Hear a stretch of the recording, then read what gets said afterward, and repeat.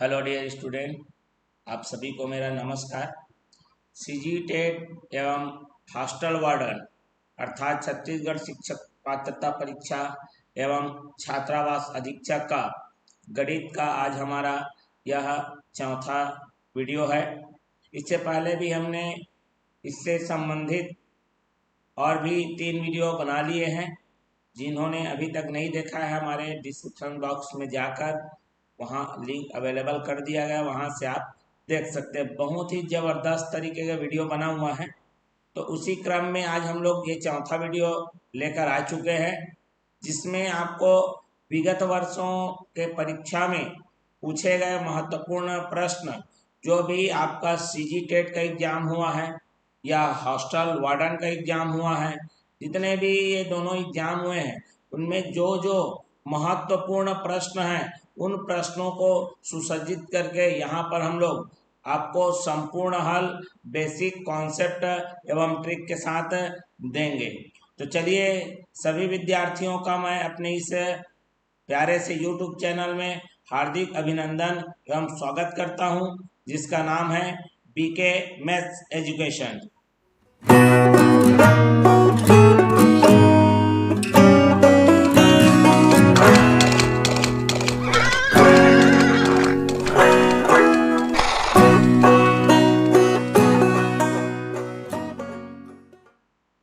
जैसा कि मैं बता चुका हूं कि ये हमारा सीजी टेट और हॉस्टल वार्डन का जो विगत वर्षों में आया था, उनका मिक्स क्वेश्चन यहाँ पर आपको देखने को मिल जाएगा। जबरदस्त आज का सेशन रहेगा। तो सबसे पहले बात कर लेते हैं आज के इस वीडियो में आपको टॉपिक कौन कौन से चैप्टर से रिलेटेड आपको क्वेश्चन मिलेंगे, सबसे पहले ये जान लीजिए। तो चलिए देखते हैं हमारा कौन कौन से चैप्टर से संबंधित आज हमको प्रश्न देखने को मिलने वाले हैं। चलिए सबसे पहले उनकी बात करते हैं हम लोग। तो ये रहा हमारा आज का कंटेंट, जो है औसत पे बेस्ड है, दशमलव आबलिक भिन्न, या तो भिन्न रहेगा या तो दशमलव संबंधित रहेगा। उसके बाद है हमारा क्षेत्र मिति, वो भी 2D वाला। क्षेत्र मिति में 3D 2D दो प्रकार के होते हैं, ठीक है। 2D वाला रहेगा मतलब त्रिभुज, चतुर्भुज, वृत्त, अर्धवृत्त, ये इन सब चीजों पर आधारित प्रश्न रहेगा। ज्यामिति, ठीक है, ज्यामिति मतलब उसके गुणधर्म पर, त्रिभुज, चतुर्भुज, वृत्त, इन सब के गुणधर्म पर आधारित प्रश्न, रेखा एवं कोण पर आधारित प्रश्न। घातांक एवं करनी, घात से संबंधित प्रश्न रहेगा, और लाभ हानि का प्रश्न रहेगा। तो ये आपको आज ये 6 प्रश्न देखने को मिल जाएंगे। तो चलिए एक एक करके हम लोग इसका हल करते हैं, बिल्कुल कॉन्सेप्ट और ट्रिक के साथ। तो चलिए, यहाँ पर सबसे पहला जो है औसत से संबंधित प्रश्न है, जिसमें लिखा है किसी मेस में 40 विद्यार्थी हैं। टोटल विद्यार्थियों की संख्या 40 दे दी गई है। यदि विद्यार्थी की संख्या में 10 की वृद्धि होती है, मतलब पहले 40 लोग थे, अब क्या हो रहा है, 10 की क्या हो रही है, वृद्धि हो रही है। मतलब 40 से अब वो कितने होने वाले हैं, 50। कुल मासिक व्यय में 2000 रुपए की वृद्धि हो जाती है। भैया 10 लोग बढ़ेंगे तो मासिक व्यय में जितना पहले महीने का खर्चा हो रहा था, अब उसमें 2000 रुपए क्या हो रहा है, अतिरिक्त वृद्धि हो जा रहा है। तथा प्रति विद्यार्थी का मासिक औसत व्यय 200 रुपये कम हो जाता है। और जो एक महीने में प्रति स्टूडेंट का जो खर्चा हो रहा था, वो क्या हो जा रहा है, 200 रुपये कम हो जा रहा है। तो पहले मेस में कुल कितना मासिक व्यय होता था। बहुत ही एकदम जबरदस्त प्रश्न है। अब इतना लंबा चौड़ा सा प्रश्न है, हमें देखने से डर लग रहा है, लेकिन इस डर को भगाना है हमें, और बनाना कैसे है, मैं आपको एक जबरदस्त चीज बताऊंगा, जिससे आप औसत का कोई भी प्रश्न रहे यूं चुटकियों में सॉल्व कर लोगे, है ना। आपको कुछ भी याद करने की जरूरत भी नहीं पड़ेगी। हमने बचपन में एक चीज पढ़ी थी, ठीक है, बचपन में एक चीज पढ़ी थी औसत के बारे में, उसको आज तक थोड़ा ना भूले हो कोई, बिल्कुल नहीं भूलते सर। क्या होता है, क्या पढ़े थे भैया, औसत कैसे निकलता है भाई मेरे, सबको जोड़ देते हैं मतलब योग, और बटे कर देते हैं किससे? संख्या से। जितने रहते हैं उससे हम भाग कर देते हैं, हमको औसत प्राप्त हो जाता है। ठीक है, अब इसी को नया रूप में लिखना है। ये बटे में है, देखो अगर ये इधर गुणा हो, ये बटा है, दूसरे तरफ जाएगा तो गुणा हो जाएगा। इसका मतलब मुझे ये समझ में आया कि अगर मैं संख्या को गुणित कर लेता हूं किसके साथ? औसत के साथ, तो मुझे क्या दे देगा? योग दे देगा। ये बात मुझे क्या हो गई? समझ में आ गई। कोई नई बात नहीं है, जो चीज अपन ने पढ़ाया है उसी को नया रूप में प्रस्तुत कर रहे हैं बस। ठीक है, क्यों ऐसा किए? क्योंकि देखो ये प्रश्न कह रहा है 40 विद्यार्थी हैं, मतलब संख्या में हमारे पास 40 है। इनका औसत पता है क्या? नहीं मालूम। तो हम एक काम करते हैं, औसत को मान लेते हैं। गणित में अगर कोई चीज नहीं मालूम तो उसको x मान लेते हैं। बिल्कुल लगेगा थोड़ा सा लंबा है, इत्मीनान से एक बार आप समझ लोगे, जिंदगी भर के लिए काम आएगा। ये गुणित कर दीजिए, तो 40 को गुणा करेंगे x के साथ तो ये हो जाएगा मेरा 40x। मतलब जब 40 लोग थे तो टोटल महीने में इतना रुपए क्या हो रहा था? खर्च हो रहा था। ये कुल खर्च, ये जो आ रहा है हमारा, ये कुल खर्च है। बात समझ में आया कि नहीं आया? बिल्कुल। अब क्या हो रहा है? 10 लोग बढ़ गए बोल रहा है। देखो जो बोलते जा रहा है, एक एक लाइन करते जाओ, बिल्कुल इत्मीनान से बनेगा सारे प्रश्न। तो 40 लोग थे, 10 लोग बढ़ गए, मतलब अब कितने लोग हो गए भाई? 50 हो गए। ठीक है, 50 हो गए। लेकिन यहां पर बोल रहा है 200 रुपए कम हो जाता है मासिक औसत व्यय। मतलब महीने में जो खर्चा 100 हो रहा था, अभी 200 रुपये कम हो रहा है। मतलब 100 में 200 क्या करना पड़ेगा? कम करना पड़ेगा। पहले जो खर्चा हो रहा था उसमें 200 कम हो रहा है। ठीक है, तो अब ये टोटल खर्चा महीने भर का कितना हो जाएगा? 50 गुणित करेंगे 100 माइनस 200 से। लेकिन यहां पर बोल रहा है भैया, जो महीने का कुल खर्चा है वो 2000 बढ़ जाता है बोल रहा है। मतलब जितना पहले खर्चा हो रहा था और अभी ये जो खर्चा हो रहा है ये 2000 ज्यादा है। मतलब दोनों में डिफरेंस कितने का है? 2000 का है। मैं नहीं, प्रश्न बोल रहा है भैया। देखो कितने इत्मीनान से मैंने इसे हल कर दिया, कोई रटने वटने का टेंशन नहीं है। ठीक है, तो 50 का क्या करेंगे? 100 माइनस 200 के साथ गुणा करेंगे। अब ये ज्यादा है, कितना ज्यादा है? 2000 ज्यादा है, क्योंकि 2000 बढ़ जाता है बोल रहा है। देखो वृद्धि, मतलब उसमें अंतर करेंगे 40x का, तो दोनों मिलके कितने का अंतर देगा? 2000। बस हो गई, हमारी समीकरण की व्यवस्था हो गई। यहां से हम क्या करेंगे? निकाल लेंगे। तो 50 दोनों के साथ गुणा होगा, तो ये आ जाएगा मेरा 50x माइनस 50 का गुणित करिए 200 के साथ, 5 दूने 10, और ये हो जाएगा हमारा 10,000। बात समझ में आया कि नहीं आया? बिल्कुल आ गया, 10,000। ठीक है, क्लियर हो गई, स्पष्ट हो गई बात। अब माइनस में 40x अलग से है, ये 2000 हो गया। आप 50 में 40x को माइनस करिए, कितना आ गया? 10x। ये ऋण 10,000 है, इधर जाके क्या हो जाएगा? धन 10,000 हो जाएगा। तो ये 10 और 2 जाके उधर क्या हो जाएगा हमारा? 12,000। जीरो से जीरो काट दीजिए और x का मान निकाल लीजिए। x का मान आ गया 1200। लेकिन किंतु और परंतु, हमको x नहीं चाहिए, हमको चाहिए मेष में कुल कितना मासिक व्यय चाहिए। तो वही कुल खर्चा, वो भी पहले वाला। पहले वाला नहीं याद रखो, तो पहले वाला जो मासिक खर्चा है वो 40x है। ठीक है, तो कुल खर्च आ जाएगा। कुल खर्च कैसे निकालोगे? 40 गुणित 120, मतलब 1200। तो कितना हो गया? 12 चौक कितना हो गया भैया? ये 48,000। मतलब महीने में पहले कितना खर्चा हो रहा था? 48,000। देखो कहीं पे कोई भी चीज रटने का बिल्कुल भी नहीं है, बिल्कुल रटने का सवाल ही पैदा नहीं होता भाई मेरे।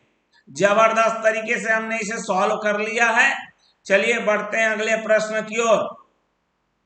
एक एक लाइन पढ़ो, गणित बनेगा आपसे, गारंटी है। बस वीडियो देखते रहिए जबरदस्त तरीके से। हमारे चैनल को सब्सक्राइब कर बेल आइकन नोटिफिकेशन ऑन कर दीजिए।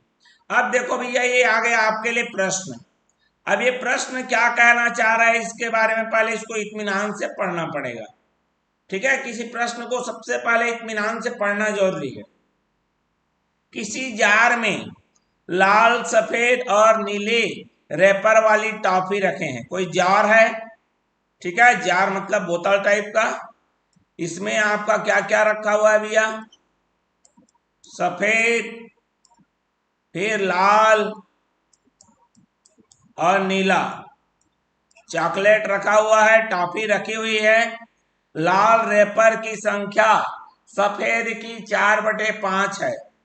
मतलब यहां पर जो बोलते जाएगा उसको मैं लिखते जाऊंगा। जो लाल वाली है वो सफेद का मतलब गुणा होता है कितना? 4/5। यहां तक समझ में आ गई? बिल्कुल स्पष्ट हो गई बात।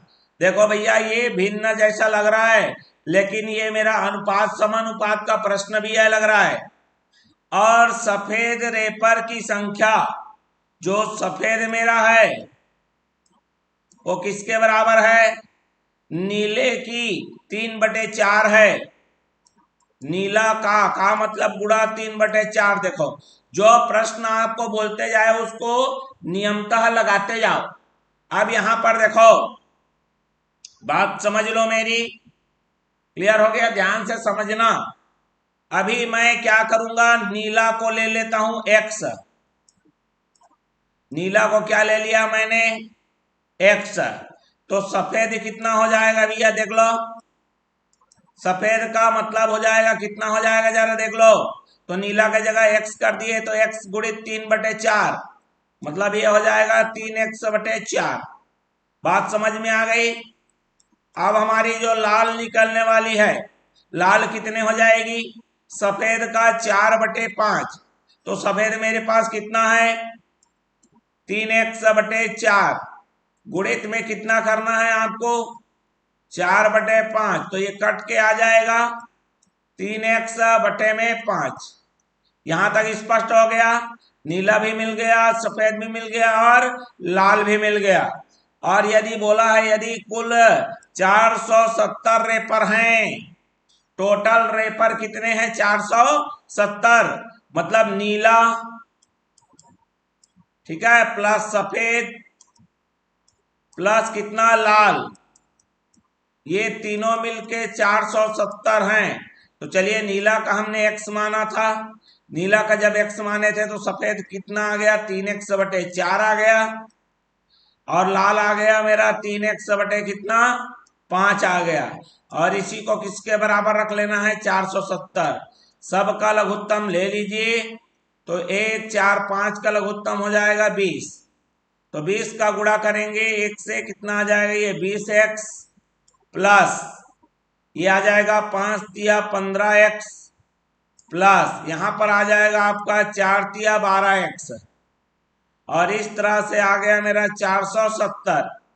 तो ये अपन का आ जाएगा 47x/20 और बराबर 470। ये 47 से ये 10 बार में कट जाएगा और x का मान आ जाएगा आपका 20। ठीक है, ये 10 गुणित 20, अच्छा 200 हो गया। ठीक है, 10 गुणित 20 कितना हो जाएगा मेरा? 200 हो गया। लेकिन हमको क्या चाहिए? नीला वाला चाहिए। और नीला को मैंने कितना माना है? x मान लिया है। यहाँ नीला पूछा है कि नहीं पूछा है? बिल्कुल। तो हमारा ऑप्शन नंबर क्या हो जाएगा? डी हमारा राइट आंसर हो जाएगा। बिल्कुल इत्मीनान से पढ़िए प्रश्न, कोई आपको तामझाम करने की जरूरत ही नहीं है। एक एक लाइन को पढ़िए, सब प्रश्न ऑटोमेटिक बनते हैं। आप हड़बड़ा जाते हैं, अरे मैं वो सूत्र याद किया था, कौन सा लगेगा कौन सा लगेगा। अरे भाई ठहर तो जाओ, एक एक लाइन पढ़ोगे, आपसे कोई सूत्र नहीं मांगता। रेयर केस में ही जरूरत पड़ेगी, नहीं तो बनेगा आराम से। ये व्यापम का है, समय मिलता है पर्याप्त। ठीक है, चलिए क्या लिखा है भाई, जरा प्रश्न को इत्मीनान से पढ़ते हैं। एक आयताकार क्षेत्र जो 50 मीटर लंबा, यहां पर कट गई है इसकी, ठीक है, और 40 मीटर चौड़ा है। तो सबसे पहले तो एक आयत बना लो भाई। ठीक है, क्या बना लेते हैं, आयत बना लेते हैं। चलिए यहां पर रख देते हैं, एक आयत का चित्र रख देते हैं भाई, ये लो। ठीक है, फिर क्या बोल रहा है, 50-40 का है। फिर क्या बोल रहा है, जरा इसको ध्यान से देख लो। बोल रहा है एक आयताकार, ठीक है, लॉन। ठीक है, यहां पर देख लो लिखा है अंग्रेजी में लॉन लिखा है, एक आयताकार लॉन, ठीक है, के चारों ओर सीमेंट का एक समान चौड़ाई वाला, जिसकी चौड़ाई 6 मीटर है। तो सीमेंट के जो हमारा ये है उसका क्या करना है आपको, क्षेत्रफल। व्यापक में ये प्रश्न आया था, लेकिन शायद इसका जो आंसर है वो ऑप्शन में मौजूद शायद नहीं है। बना के देखेंगे पता चलेगा, मेरे ख्याल से वो मौजूद नहीं है।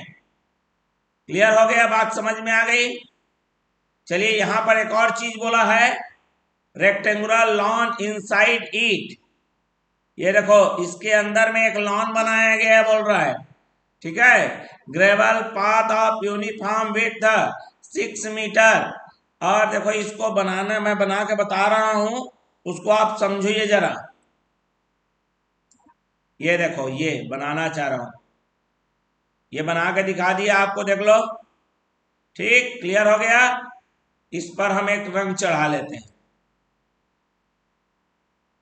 ये देखो ऐसा लॉन बनाया गया है। तो ये अपन का जो आ गया ना 6 मीटर का, यही आपको करना है, कुछ नहीं करना है। बड़े वाले में से क्या करो, छोटे वाले को क्या कर दो, माइनस कर दो। एरिया ऑफ पाथ माने जो हमारा सीमेंट का जो बना हुआ है ये, इसका क्षेत्रफल आपको क्या हो जाएगा, निकल जाएगा। तो सबसे बाहर का दिया है आपको 50 मीटर, फिर और दे दिया है 40 मीटर। तो बड़े वाले का क्षेत्रफल, बड़े आयत का क्षेत्रफल बराबर आपको क्या हो जाएगा, लंबाई गुणित चौड़ाई। ठीक है, जो कि आ जाएगा 40 गुणित 50, मतलब कितना आ गया मेरा, 2000। ठीक है, अब यहां पर करते हैं हम लोग छोटे आयत का क्षेत्रफल। अब वो लॉन रहे चाहे कुछ भी रहे, आयत जैसे दिख रहा है कि नहीं। इसमें क्या करना है आपको, 12 माइनस करना है। सर 6 तो लिखा है, अरे 6 इधर भी और 6 उधर भी यार, दोनों तरफ 6 माइनस करना पड़ेगा। तो 6 और 6 12 हो गया। ठीक है, तो चलिए दोनों में 12 माइनस कर लीजिए। 12 माइनस करेंगे कितना मिलेगा आपको, जरा ध्यान से देखिए यहां पर। ठीक है, ध्यान से देखिए तो कितना हो गया, 12 माइनस करोगे कितना हो जाएगा मेरा, 28। और ये गुणा 50 में 12 माइनस करोगे कितना आ गया मेरा, 38 आ गया। ठीक, यहां तक क्लियर हुआ कि नहीं हुआ, बिल्कुल स्पष्ट है कि नहीं है। बस और क्या, गुणा कर दीजिए, गुणा कर दीजिए। 14 का 2, सर 28 लिखा है। अरे थोड़ा रुकोगे यार, कैसे गुणा कर रहा हूं जरा ध्यान से सुनो। 28 का अगर पहाड़ा नहीं मालूम तो कैसे करना है आप ये समझ लो, हैं कैसे करना है समझ लो इसको। क्लियर हो गया कि नहीं। 14 11, 14 तिया 42। अब 42 में जब 11 को जब जोड़ोगे तो आ जाएगा 53। गुणित में कर दो 2, 2 दूने 4। सर आप कैसे कैसे गुणा कर रहे हैं, चलो कोई बात नहीं। कितना आ गया, 1000 कितना आ गया, 64 आ गया। ठीक है, आप गुणा करके देख लो ना भाई मेरे, पता चल जाएगा सही गुणा हुआ है कि नहीं हुआ है कि एक बार में पता चल जाएगा आपको भी है। अब आपको मैं सिखाऊं कैसे, इसको बताऊं कैसे हो रहा है बोल के, तब तो आप समझोगे ना।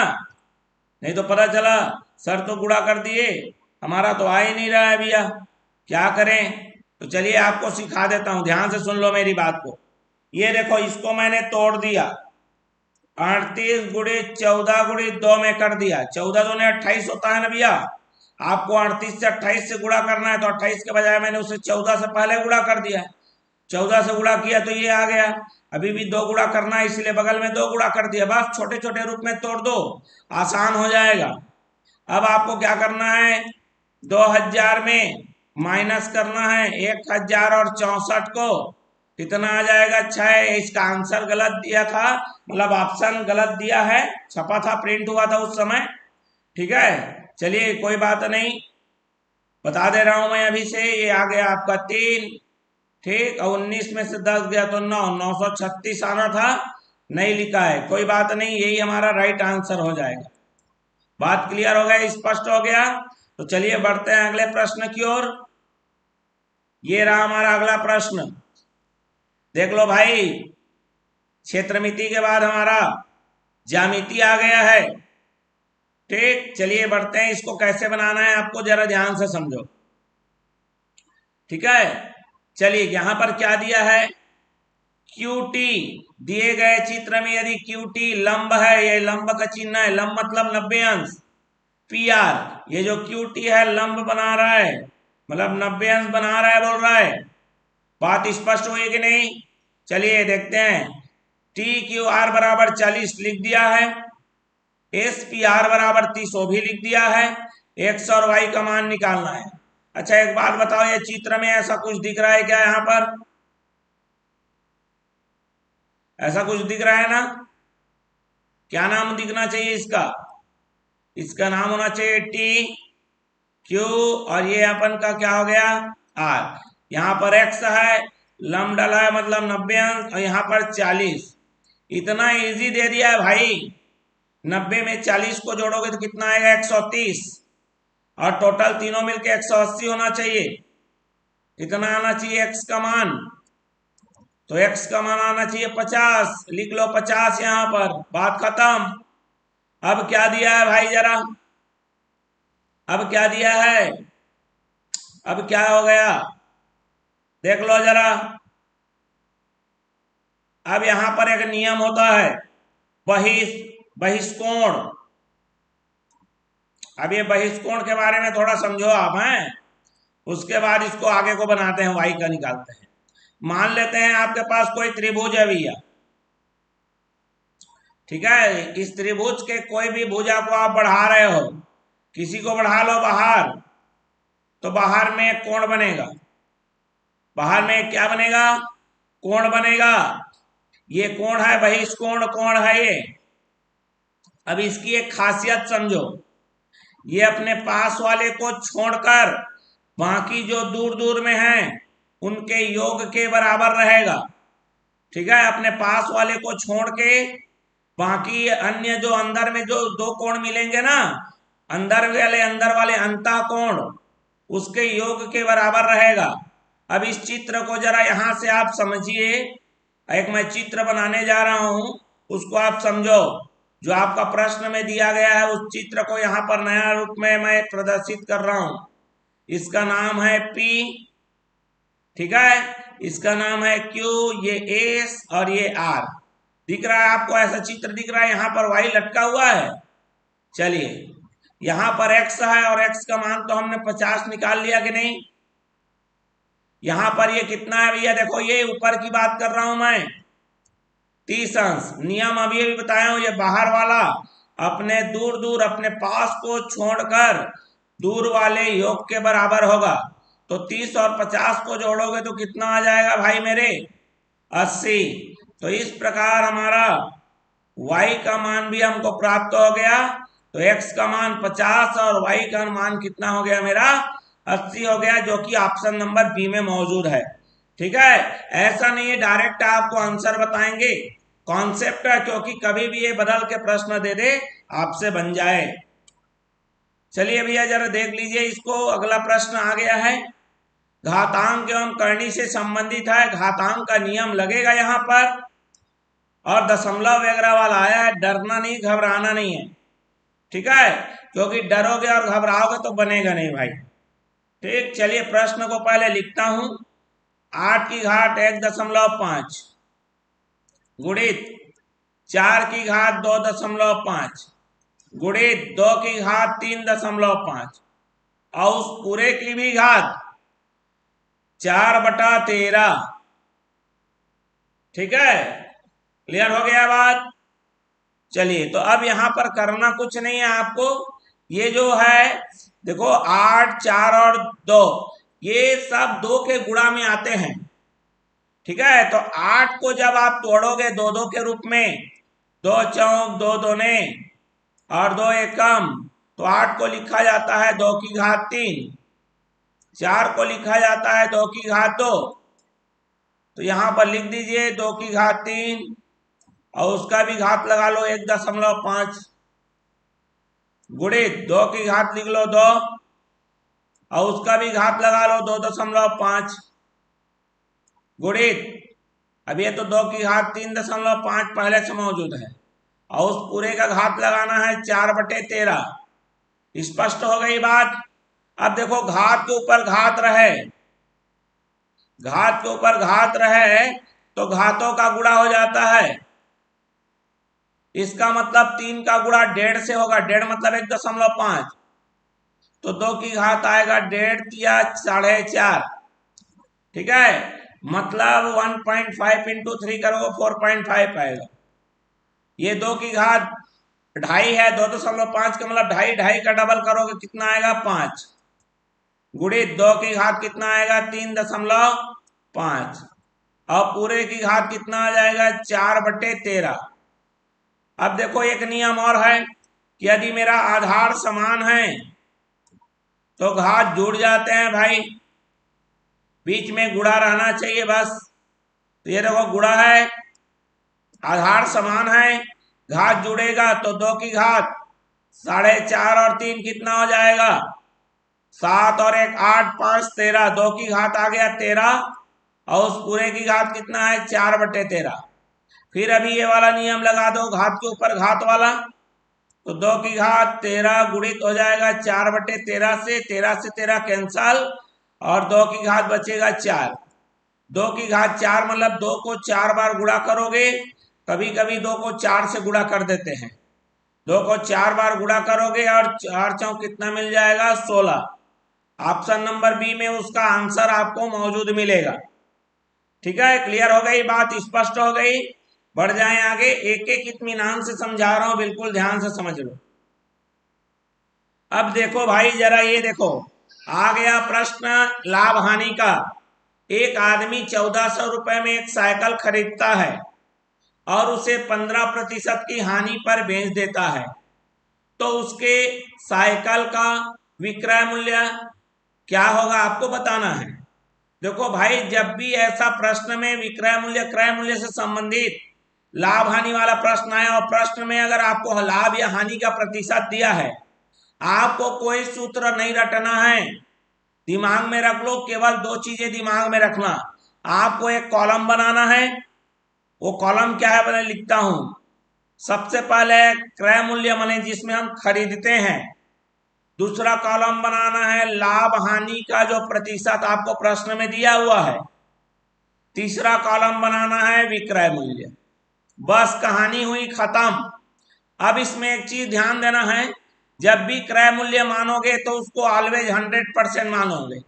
खरीदी आपकी 100% रहेगी।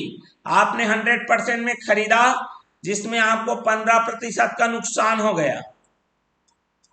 ठीक है, बात समझ में आ गई। मतलब आप 100% में खरीद के 15% उसमें नुकसान झेल रहे हो, मतलब उसको 85% में बेच रहे हो आप। कितने प्रतिशत में बेच रहे हो भाई 85% में बेच रहे हो। ठीक है, लेकिन अब यहां पर बोला है जरा देख लो, एक आदमी 1400 रुपए में साइकिल खरीदता है, लेकिन मैं तो यहां पर बोल रहा हूं 100% में खरीदा है। तो इसका मतलब जिसमें 100% बोल रहा हूं, परसेंट की भाषा में 100 बोल रहा हूं, लेकिन रुपए की भाषा में कितने के बराबर है वो 1400 रुपया खर्चा हो गया। ठीक, आपको विक्रय मूल्य चाहिए मतलब 85% का आंसर चाहिए। 85% आपने निकाल लिया, आपको 100% का मान दिया हुआ है। आप 85% का कैसे निकालोगे? पहले निकालोगे 1% का, तो 1400 में 100 से क्या करोगे? भागित करोगे। कितना आ गया? 1% कितने रुपये को बता रहा है? 14 रुपये को। आपको कितना प्रतिशत निकालना है? 85। तो चलिए 85% का मान निकाल लेते हैं। तो 14 गुणित करिए 85 और ये आ जाएगा 14 पंचे 70 का शून्य, 14 अट्ठे 112 और 7 119। तो वह उसको 1190 रुपए में बेचेगा या बेच रहा है। उसका विक्रय मूल्य कितना था? 1190 में। कहीं आपको सूत्र रटने की जरूरत पड़ी क्या? बिल्कुल भी नहीं भाई। आपका कितना भी हार्ड प्रश्न आ जाए लाभ हानि से, ठीक है, ये ट्रिक लगाओगे, ये 3 कॉलम बनाओगे, बन जाएगा। दूसरा औसत वाले में कितना भी खतरनाक प्रश्न आ जाए, ये 3 कॉलम बना दो, संख्या औसत योग, आपसे निश्चित रूप से हर प्रश्न बनेगा। तो चलिए आज के हमारे इस वीडियो में इतने ही प्रकार के प्रश्न थे। इसका अगला भाग लेकर हम जल्द ही आएंगे। तो हमारे सभी विद्यार्थी जो नए हैं, हमारे चैनल को सब्सक्राइब कर बेल आइकन नोटिफिकेशन ऑन कर दीजिए। तो मिलते हैं फिर अगले वीडियो में। तब तक के लिए धन्यवाद, नमस्कार।